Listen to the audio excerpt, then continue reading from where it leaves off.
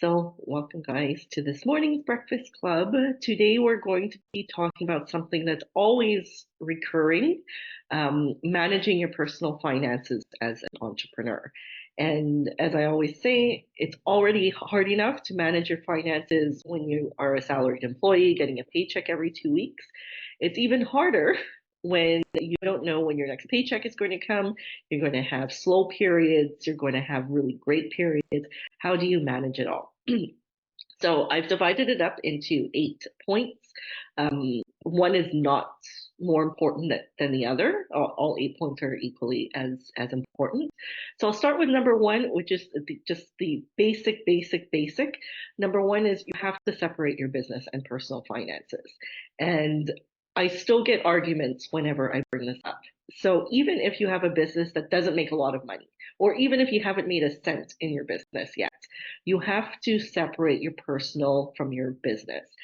Does it mean you have to necessarily open up a business account? No, not necessarily. However, if you are registered as a sole proprietor or an entreprise individuelle here in Quebec, most of the banks offer a free small business account where you're allowed to do online transactions and e-transfers. The only thing you can't do is go to the bank machine and withdraw money. But I mean, we're in a almost like a cashless society, whether we like it or not. Most people don't carry cash anymore. But if you are registered as an entreprise individuelle, I know I'm personally with BMO, they have it, RBC has it, it's free. So separate your business and personal finances. Get a separate account that you use for business. Again, does it necessarily have to be a business account? Not necessarily. Let's say you have two checking accounts. I know that it's possible to have a checking and then there's like an other checking, as long as it's separate. Why is it so important? It's so that you can keep track how your business is doing. So you can keep track what goes through your business and what goes through your personal finances. It's so basic, and you have to do this from day one, even if you haven't made a cent in your business yet. It's for bookkeeping purposes, and also when you do start making money and start declaring your income as your self-employed income, whoever's doing your taxes will thank you. Because if you put everything through your personal checking account, you'll see transactions like Couche-Tard. Well, are you going to Couche-Tard for your business or are you picking up milk? As an Mhm. example, that's why. Whereas if you separate business from personal, even if your whole personal income is from your business, still you buy things personally and you buy things for your business. How are you going to differentiate between the two if they're all in the same account? So separate your business and personal finances. That is business finances 101. Number two, we don't like budgets, so let's call them financial statements. So create a financial statement for both your personal and your business. So we're going to focus on personal finances today and not business finances. What that means is in business, you have a financial statement where you know your money in, money out, and you keep track. You keep track of revenue and expenses. Do the same thing for your personal, because again, if your business funds your personal life 100%, well, you have to keep track of what your personal life is. Do you make enough money in your business to fund your lifestyle? So you have to make sure that your personal budget is up to date, along with your business. If your business isn't making enough money to support you personally, then you have to make a decision. Do you become more aggressive in your business to increase your revenue, or do you need to go out and get a part-time job or a full-time job? So make sure that you keep your budget up to date. Again, when you're a salaried employee, it's already hard enough to for most people to kind of keep track of their expenses. It's even harder when you're self-employed. So you have to be on top of your day-to-day expenses and how much you need to cover personally. Number three, pay yourself a salary, but I don't necessarily mean an actual salary. What I mean is, so you have your personal checking account and you have your business account. Your business account accepts payments from your clients or commissions or whatever it is. Pay yourself a portion of the money that comes in, leaving some money in the business. Why? Because there are ups and downs in your business and you want to make sure that you have a cushion to cover those expenses. Ideally, and this is probably for another time. Ideally, if you have a business that has a revenue, you probably use a line of credit in case of emergencies, like if you have a healthy cash flow. But in the beginning, or if you're just trying to sort out your finances, every time you get a commission or a client paying you, pay yourself a salary, transfer it to your personal, and get into the habit of, let's say, of every sale that comes in, I'm going to pay myself 50% of that, as an example. So it just becomes automatic, and that way you could keep track of how much you're paying yourself. So again, when I say pay yourself a salary, I don't necessarily mean a salary on the books type of thing. It's more the bookkeeping process. Pay yourself a certain amount, pay yourself personally a certain amount, make it the same for every pay. And that way you're also leaving money in your business to cover costs in case there isn't money coming in. Next, um, next, when you do pay yourself that salary, as with when you're a salaried employee, make sure to pay yourself first. So what does that mean? It's a little bit confusing, the two. Pay yourself first means putting money aside. So as you know, when you're a salaried employee, they tell you take a percentage of your salary every 2 weeks. Make sure you put it in a TFSA, RSP, whatever it is. Nothing changes because you're self-employed. So again, the roadmap is you get paid by a client. You pay yourself, let's say 50% of that, leaving 50% in the business. And of that 50% amount that you've paid yourself personally, start putting money aside for you personally, for your own personal savings. So now you've developed a cushion in your business, and now you're developing a cushion in your personal life. How much do you pay yourself? That depends on your lifestyle.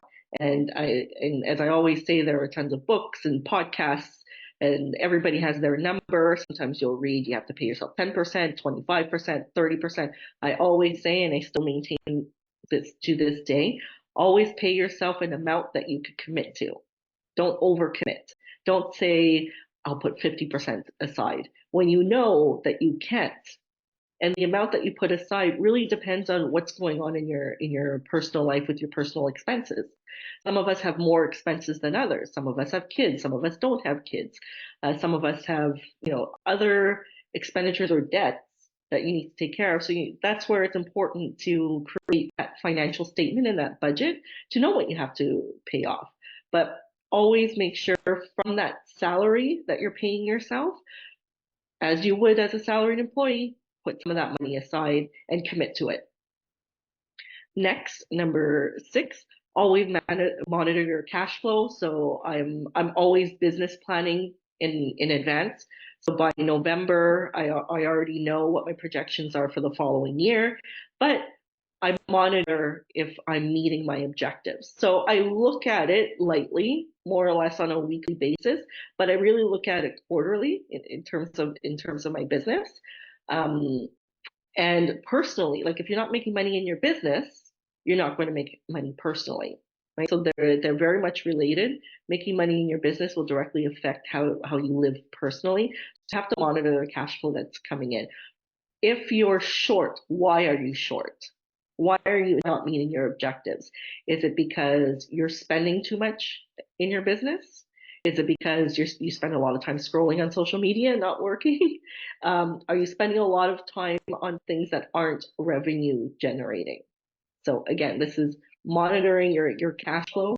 Why is the money not coming in? And why do I feel that I'm struggling all the time? What are the holes? What are the holes that are missing? Number 7, stay insured, do your insurance reviews.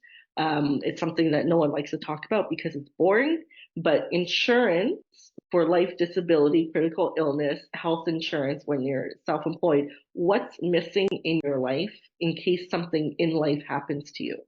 Because no matter what happens, same thing when you're a salaried employee, if something happens, bills still need to get paid. If you are someone who has a full-time job, you might have group benefits that help you. But what if you're not? What if you don't have? What if you don't have group benefits?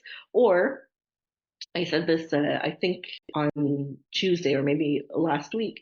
If you are self-employed and don't manage your finances well, like don't put money aside, don't invest, it's no different than being a salaried employee working for a small business that doesn't have any benefits, where you kind of have to do all that financial planning on your own.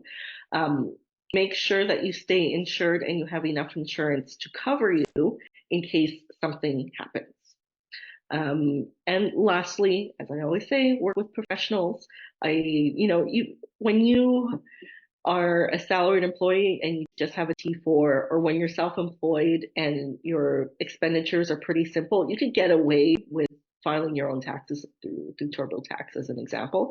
But once it starts getting complicated, um, once you find that you're paying way too much in taxes, once you hear other people getting much higher returns than you, and you're wondering what the heck is going on, go with an accountant. I know it's an expense, but if you find an accountant that you work well with, that you could have these talks with, that you could do strategic tax planning, it'll make a world of difference. Same thing with financial advisors. Yes, you could do it on your own, but I know from experience that the majority of people don't know how to do it on their own. And then when I see their statements afterwards, when they try to do the self-directed investing, I don't see the returns. And I know how these algorithms work. It's because of the way that you answer the questions. And and the example that I always give is that since COVID, markets have done extremely well, even with 2022 that crashed. But I still get new clients who started investing in the beginning of COVID. And when I look at their average returns, they're around the 0.1%. And it doesn't make sense. It doesn't make sense at all. And it's because you try to do it on your own.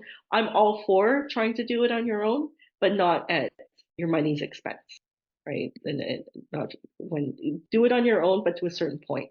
Just like do it yourself plumbing, you could do it on your own to a certain extent, but at some point you're going to have to call a plumber.